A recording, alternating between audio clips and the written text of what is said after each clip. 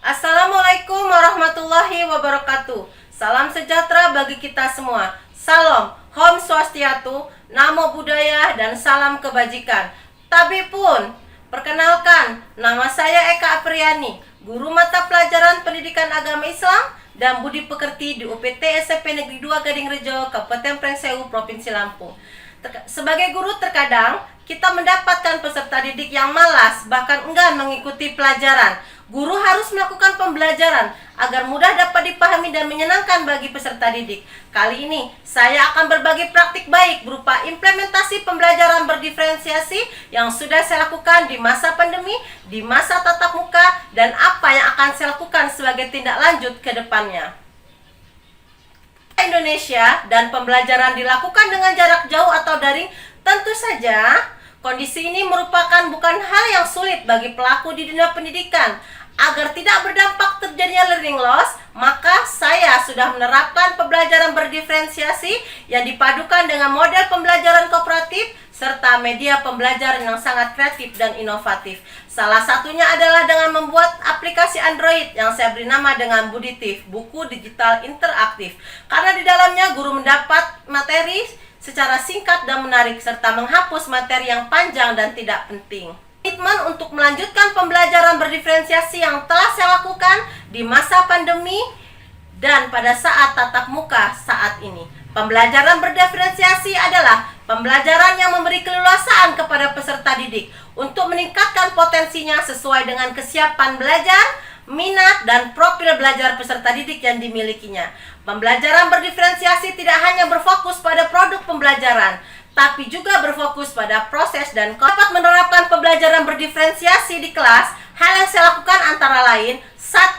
Melakukan pemetaan kebutuhan belajar peserta terlebih dahulu melalui asesmen diagnostik non-kognitif dan asesmen diagnostik kognitif berdasarkan 3 aspek, yaitu kesiapan belajar peserta didik, minat belajar peserta didik, dan profil belajar peserta didik. Bisa dilakukan melalui wawancara, observasi, atau survei menggunakan angket, sehingga diperoleh data sebagai berikut. Gaya belajar peserta didik di kelas, visual, auditori, dan langkah pertama yang saya lakukan dalam menerapkan pembelajaran berdiferensiasi adalah merencanakan pembelajaran berdiferensiasi. Dalam hal ini saya menyiapkan RPP berdiferensiasi dengan topik menuai keberkahan dengan rasa hormat dan taat kepada orang tua, dan menerapkan pembelajaran berdiferensiasi dengan menggunakan media pembelajaran modus malam. Langkah-langkah pembelajaran yang pertama adalah kegiatan pendahuluan yang dilakukan kurang lebih 5 sebagai penguatan pendidikan karakter, disiplin, dan religius.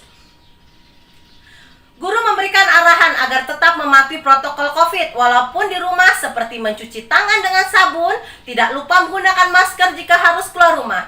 Guru dan peserta didik juga menyanyikan lagu nasional dan bermain tepuk profil pelajar Pancasila sebagai penguatan pendidikan karakter. Inti kurang lebih 90 menit. Pada tahap ini terdapat 3 strategi diferensiasi yang dapat diterapkan. Di antaranya strategi diferensiasi proses, strategi diferensiasi konten, dan strategi diferensiasi produk. Strategi diferensiasi konten. Konten adalah apa yang akan kita ajarkan kepada peserta didik. Konten dapat dibedakan menjadi sebagai tanggapan terhadap kesiapan, minat, dan profil belajar peserta didik, maupun kombinasi dari ketiganya. Strategi diferensiasi proses. Proses mengacu pada bagaimana peserta didik akan memahami atau memaknai materi yang dipelajari, cara memenuhi atau proses yang perlu disiapkan. Guru harus mengetahui apakah kesiapan belajar peserta didik ini secara mandiri ataupun kelompok. Apakah perlu guru memberikan bantuan belajar kepada peserta didik. Strategi diferensiasi produk. Produk adalah hasil belajar atau unjuk kerja yang harus ditunjukkan peserta didik sebagai hasil pembelajaran. Bisa saja berupa karangan, pidato, puisi, hasil presentasi, dan lain sebagainya. Diferensiasi dapat lebih maksimal dalam mengimplementasikannya, dibutuhkan media pembelajaran yang sangat mendukung. Dalam hal ini saya membuat sebuah aplikasi Android yang sangat cocok dalam mendukung mandiri belajar, yang dapat diakses oleh peserta didik kapan saja dan oleh siapa saja. dan dalam penggunaannya tidak membutuhkan. Pada tahap ini juga, guru meminta peserta didik untuk menggunakan aplikasi modus malam yang sudah terinstal di Android-nya masing-masing. Dan guru menjelaskan cara menggunakannya dan membahas materi yang ada di dalamnya. Aplikasi Android yang saya beri nama Modus Malam dapat diakses oleh berbagai tipe gaya belajar, baik gaya belajar visual, auditori, kinestetik. Karena terdapat fitur-fitur menarik seperti absen, materi, latihan, dan game edukatif interaktif. Berikut langkah-langkah dalam membuat aplikasi tersebut. 1.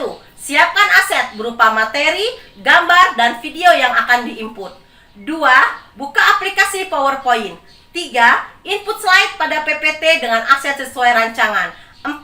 Setelah slide PowerPoint dianggap sudah sesuai, diubah ke dalam file HTML. 5. Lalu convert file HTML menjadi aplikasi Android dengan menggunakan aplikasi Webs to Aplikasi Builder.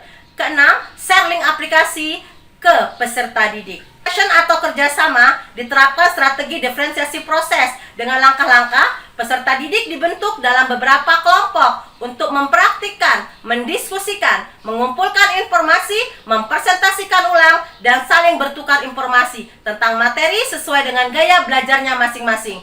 Gaya belajar visual, auditori, dan kinestetik. Kelompok 1 yang memiliki gaya belajar visual bertugas mengamati video yang ada pada aplikasi, lalu diidentifikasi dan dianalisis, lalu didiskusikan di dalam kelompok. Kelompok 2 yang memiliki gaya belajar auditori bertugas mengidentifikasi materi yang ada pada aplikasi Android, kemudian menyajikan hasil diskusi berupa puisi. Kelompok 3 memiliki gaya belajar kinestetik, bertugas mengidentifikasi materi yang ada pada aplikasi Android, kemudian menyajikan hasil diskusi berupa lagu. Kelompok 4 yang memiliki gaya belajar kinestetik juga bertugas bermain game dan mengidentifikasi materi yang ada pada aplikasi Android dan menyajikan hasil diskusi berupa membuat game edukatif. Pada langkah mengembangkan dan menyajikan yaitu pada tahap komunikasi, diterapkan strategi diferensiasi produk dengan langkah-langkah. Peserta didik mempresentasikan hasil diskusi kelompok secara klasikal, mengemukakan pendapat atas presentasi yang dilakukan tentang materi dan ditanggapi oleh kelompok lain, yang lainnya mengamati. Langkah pembelajaran selanjutnya adalah kegiatan penutup kurang lebih 15 menit. Langkah-langkah yang dilakukan adalah melaksanakan penilaian dan refleksi dengan mengajukan pertanyaan atau tanggapan peserta didik dari kegiatan yang telah dilaksanakan sebagai bahan masukan untuk perbaikan langkah selanjutnya. Kedua, menyampaikan rencana pembelajaran pada pertemuan berikutnya. Ketiga, menutup pelajaran dengan berdoa dan salam. Setelah menerapkan pembelajaran berdiferensiasi yang dioptimalkan dengan penggunaan aplikasi Android Modus Malam, maka dampak terjadinya learning loss dapat dihindari dan kebutuhan belajar peserta didik dapat terpenuhi dengan baik. Peserta didik pun belajar dengan senang dan gembira. Aplikasi ini pun sangat efisien karena tidak memerlukan dana yang besar untuk membeli kuota. Dapat diakses oleh siapa saja, kapan saja, dan di mana saja. Tentunya dibutuh kerjasama yang baik dengan berbagai pihak, baik keluarga, sekolah, maupun guru. Rencana tindak lanjut. Setelah dilakukan treatment assessment, maka bagi peserta didik yang belum mencapai ketuntasan belajar akan diberikan remedial. Dan bagi peserta didik yang sudah mencapai ketuntasan belajar akan diberikan perlakuan berupa program pengayaan. Agar praktik baik ini dapat terus dikembangkan oleh semua guru, maka saya berkomitmen untuk melakukan pendampingan dan membuka ruang konsultasi bagi guru dan komunitas pendidikan yang ada di lingkungan saya.